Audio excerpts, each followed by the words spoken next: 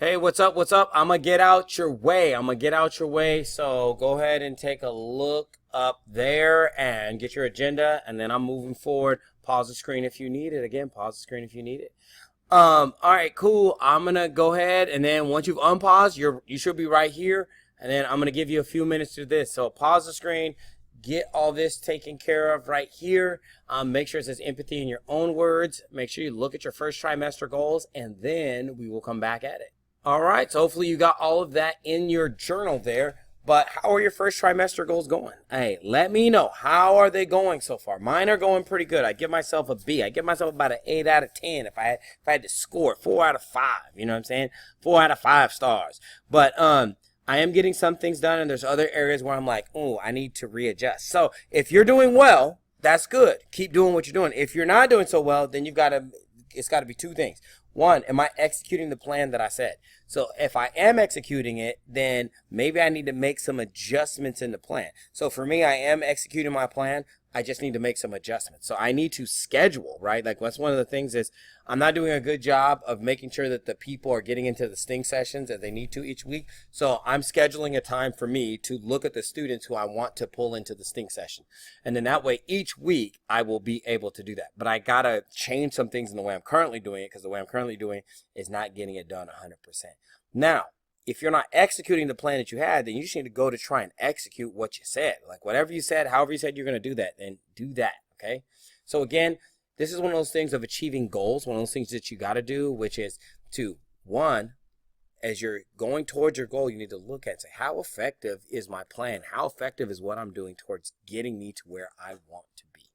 And then empathy. So remember to use in your own words. A lot of people said it's the ability to understand how other people feel or how other people think. So these are all very good phrases. If you got something similar to that, because remember, it's about other people and how they're feeling or how they're thinking. Now, why do birds fly south in the fall? Anybody got it? Anybody got it? Anybody got it? We're going to start that timer. Okay, does anybody got it?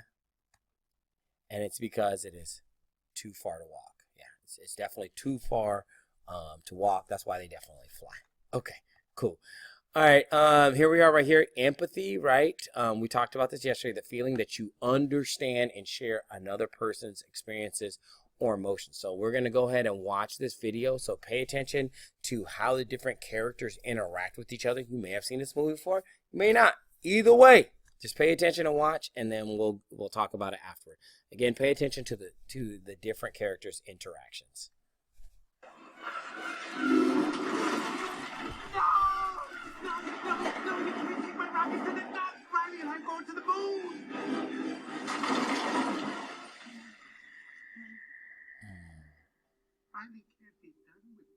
Mm.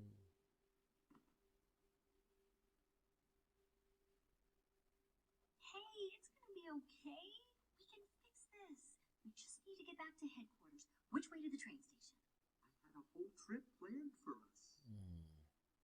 Hey, who's ticklish, huh? Here comes the tickle monster. Hey, Bing Bong, look at this. Oh, here's a fun game. You point to the train station and we all go there. Won't that be fun? Come on, let's go to the train station. I'm sorry they took your rocket. They took something that you loved. It's gone. Forever. Sadness. Don't make him feel worse. Sorry. It's all I had left of Riley. I bet you and Riley had great adventures. Oh, they were wonderful. Once we flew back in time, we had breakfast twice that day. Sadness. It sounds amazing. I bet Riley liked it. Oh, she did. We were best friends. Yeah,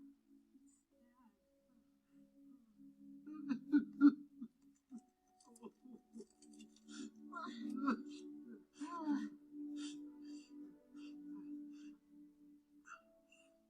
I'm okay now. Come on. The train station is this way. All right, so a couple of things in there. One, right? So just think about like what were their interactions like? Just take a second to like think about that. Like what were their interactions like? Okay. So let's just take a look at these things. So first you have Joy coming in, and she actually does the thing that you should do, which is acknowledge, like saying like, hey, everything will be okay, or acknowledging that something's like going on with this person, right? But the mistake where she makes is she immediately moves to solutions. Let's get to the solution. Let's get to the solution. Let's just get over this, and not giving a person time to feel what they feel, right? And so here's the thing is, Joy was concentrated on getting to the train station. Train station's mad important. They don't get to the train station, they can't get back, they can't save everything, right? So they got to get back to the train station. Massively important. So it's not to say that what Joy was concentrated on was not important. It's just that the person's feelings, Bing Bong's feelings, right, are the most important thing in the moment, right? And let's acknowledge that. Then we can get to achieving the things. Then we can get to making things happen. But in the moment, the important thing is, how is this person feeling? And so sadness does a really good job of, one, acknowledging Bing Bong's feelings, and right, and basically saying like, hey, I see you, and I see you're feeling this way, and that it is sad. What happened is a sad situation. She also says like, I understand what that feels like, without hijacking the conversation and making it about her. Oftentimes we kind of do that, where we'll tell a similar story of what happened to the other person, but then in that we're making it about us and not keeping it about them. So that's something that's important in empathetic listening, that we hear the person, we acknowledge like and validate their feelings, and that we also listen to them and let it be about them in that moment. The time that we're giving them, that's like the most valuable thing that we could give anyone, is our time, because we can never get the time back, and once it's spent, it's spent. So that is something that's very valuable. I am like one of those people. I have to feel heard. If I don't feel heard, like when I speak, then I feel like, why should I even talk? Like in some of these areas. And people sometimes want me to talk. They want my input. But then when I do speak, it's like they're not listening. So I'm like, why even have me speak? And so it makes me feel devalued. So that's something that's important, is that you acknowledge people, acknowledge their feelings, validate their feelings. And I will say this, that doesn't mean we can't get to solutions at some point. It just means at the beginning, we should just acknowledge how they're feeling. And the crazy thing is, for Bing Bong, is he did not need solutions. What he needed was someone to hear him and validate his feelings and help him just kind of walk through his sadness, right? Now, I will say this. It is okay to be sad. We have a lot of emotions. Sometimes we're angry. Sometimes we're happy. Sometimes we're excited. Sometimes we're sad. Like whatever. We have a lot of different emotions, right? And I will say, if you are angry or upset or hurt or sad every day, then that's something where it's like, okay, we need to probably get someone else involved, and like let's talk about and figure out how to walk through those, because that's not normal to feel that way every day. Now, is it normal to feel that way in a day here or a day there, or things happen? Yeah, 100%. But if that's every day consistent, then it's like, please reach out to someone. Or if you have a friend who's sad every day, then I'm like, please, like, let's get some help in there so that we can help them process through like whatever is going on. I will say this also, this is a way that I try to be empathetic to people, especially when they're excited, because people always want to be like, hey, look at this TikTok, or look at this show, or let's watch this or watch that, or whatever, right? Like, hey, let me tell you this joke. And a lot of times we steal their thunder by saying, oh, I saw that already, right? And then they're kind of like, you know what I mean? But instead I just be like, oh yeah, that's crazy, right? And I don't have to tell them, because it's not like I'm being deceptive. I have seen it already, but I'm excited that you're excited. So I'm going to let you tell me it as if I've heard it the first time, because I want to keep your excitement. I want to be empathetic to the fact that you're excited about what you're sharing. You know what I'm saying? So those are just some things in there. Okay. What Mr. Farr is going to go is to the next slide. Okay. And in this next slide, I'm not going to pause for this, but I'm just letting y'all know that the page 56 that was due yesterday, for a couple of the classes, I've extended the offering empathy. So make sure that you get both of these turned in. Again, this page 56, this is the conclusion of the lab Explore 1. And then this over here, the offering empathy, is a paragraph. So make sure that you get both of those assignments turned in and completed. Okay. So what we're going to move on to is the notes. So again, in class, we took about 5 minutes to make sure all this stuff was turned in. But on here, we're going to keep it pushing, fam. Okay. So you guys should have all of these notes here. So motion, this is the change in an object's position. By the way, we call that distance or distance traveled. That's the change in an object's position with respect to time. So then interacting objects, those are objects that affect one another or collide with one another. Force down there, you see that is a push or a pull, right? And then down below, you see Newton's third law, which is for every action force, there's an equal and opposite reaction force. You should have all of these notes in your journal. If you do not, you should get them in there at this time. But we're moving forward.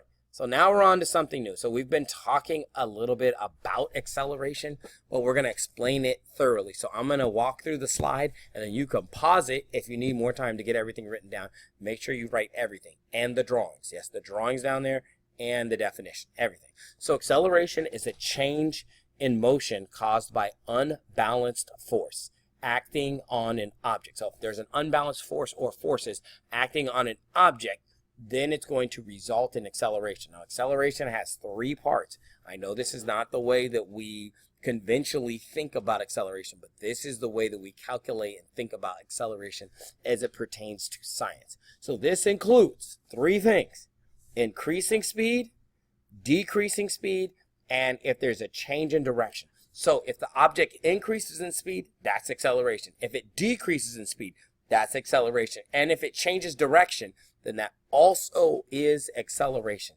So make sure to get this written down, and then also make sure to draw these pictures. That way it'll help it to solidify it in your mind.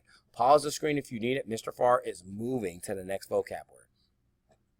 Okay, direction. This one's a little bit more linear. So direction is a straight path that an object can move along. So if we say that the object is moving north, it's in a straight path north, and an object can move along that path or in that direction. So again, pause. There's not a lot here for this one, right?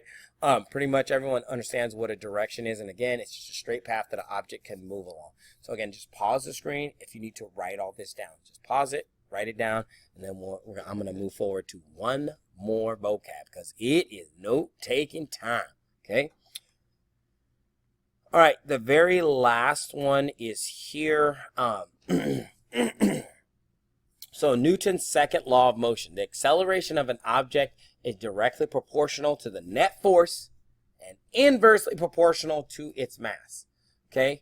So just start writing all of these things. Get all this in there, right? And this is more or less where we left off. Some classes didn't get quite far, but this is where we're going to pick up tomorrow. So we'll talk about Newton's second law of motion. It's a little bit more, it's more complex than Newton's third law of motion. And then free body diagrams, you guys just don't know, but that's what we have been drawing, right? The diagrams that we've been drawing with the arrows pointing in different directions with the amount of force, those are free body diagrams. You guys just didn't know we were drawing those. And we'll talk about these two things, okay? This one here, this is the explanation of Newton's second law. And then this over there, right, that is the formula, okay, about mass and acceleration and net force, okay? So this is the formula to be able to calculate those things. So we'll talk about both of these things tomorrow. All right, y'all. Peace!